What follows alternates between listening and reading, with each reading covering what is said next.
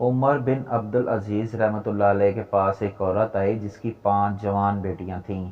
خاوند فوت ہو چکا تھا۔ وہ جس کے پاس جاتی سب خوش آمدید کہتے، لیکن یہ خوش آمدید اس کے لیے نہیں تھی، اس کے غریبی کے لیے نہیں تھی، اس کی خوبصورت جوان بیٹیوں پر گندی نظر ڈالنے کے لیے ہوتی۔ سمجھدار عورت تھی، بہت جلد سمجھ گئی کہ میرے لیے جوان بیٹیوں کی عزت بچانا مشکل ہے، تو وہ عمر بن عبد العزیز کے دروازے پر آئی، دستک دی۔ کسی نے بتایا کہ عمر بن عبد العزیز ایسا بادشاہ ہے کہ وہ آپ کی جان و مال کا محافظ ہے، وہ آپ کی مدد کرے گا۔ ایک عورت نے دروازہ کھولا، وہ اندر گئی اور ایک عورت برتن دھو رہی تھی۔ وہ سمجھی کوئی خاتمہ ہے، اس نے اسے ایک درخت کے نیچے بٹھایا تو اس نے پوچھا امیر المومنین کہاں ہیں؟ اتنے میں ایک آدمی اندر آیا جس کے کپڑے پھٹے ہوئے تھے، کندھے پر ایک گٹھلی تھی، وہ گٹھلی اس عورت نے لے لی۔ وہ ایک درخت کے نیچے بیٹھ گیا تو وہ عورت سوکھی روٹی اور سرکہ لے آئی۔ وہ عورت سمجھی کوئی غلام ہے۔ جب وہ کھانا کھا چکے تو اسی عورت نے آواز دی کہ امیر المومنین مہمان آئے ہیں۔ وہ عورت کہتی ہے میں حیران رہ گئی، میں نے اس خاتمہ سے کہا کہ آپ میری غریبی کا مذاق اڑا رہی ہیں، یہ پھٹے ہوئے کپڑے اور سوکھی روٹی کھانے والا امیر المومنین ہے؟ تو اس نے کہا اللہ کی قسم یہی امیر المومنین ہیں۔ میں جب ان کے قریب گئی تو اس میں اتنی حیا تھی کہ اس نے اپنی نظریں جھکا لی۔ فرمانے لگے کیسے آئی ہو؟ میں نے کہا یہ میری بیٹیاں ہیں، میں غریب ہوں، بیوہ ہوں، میرے پاس ان کے لیے کچھ نہیں۔ میرا خیال تھا کہ امیر المومنین میری تمام بیٹیوں کے لیے 100 دینار لکھ دیں تو کافی ہیں۔ انہوں نے قلم اٹھایا، میری ایک بیٹی کے لیے 1 سال کے لیے 1000 دینار لکھ دیے۔ میں نے دوسری کو آگے کیا، انہوں نے اس کے لیے بھی 1000 دینار لکھ دیے۔ میں تیسری چوتھی کو آگے کیا، انہوں نے ان کے لیے بھی 1000 دینار لکھ دیے۔ جب وہ لکھ رہے تھے میں اللہ کا شکر ادا کرتی رہی، اور جب 5ویں بیٹی کے لیے دینار لکھنے کے لیے قلم اٹھایا تو میں نے امیر المومنین کا شکریہ ادا کیا۔ انہوں نے قلم واپس رکھا۔ میں نے پوچھا امیر المومنین کیا ہوا؟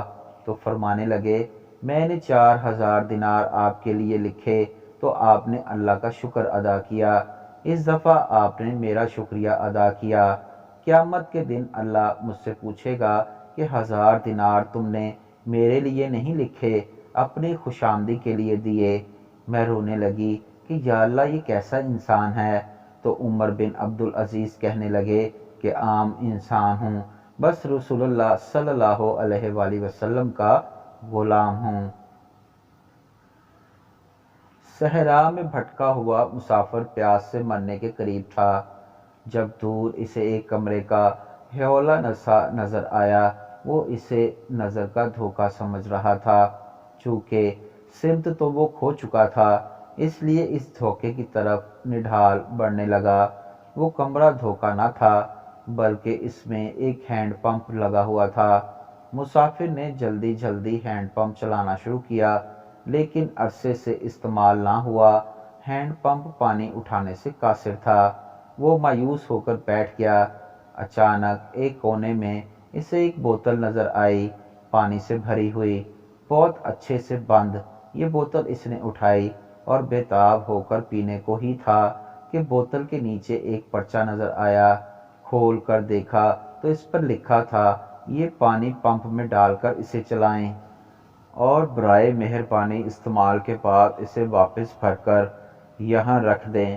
مسافر ایک امتحان سے دوچار ہو گیا، ایک طرف شدت پیاس تھی، دوسری طرف خطرہ تھا پتہ نہیں پمپ کام کرے یا نہیں، ایسا نہ ہو کہ یہ پانی بھی کھو دوں۔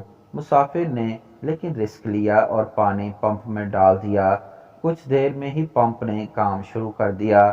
مسافر نے جی بھر کر پانی پیا، نہایا دھویا اور بوتل بھر کر واپس پرچے پر رکھ دی، لیکن ساتھ ہی ایک لکیر اور لکھ دی، ہمیشہ اللہ تعالیٰ پر یقین رکھو۔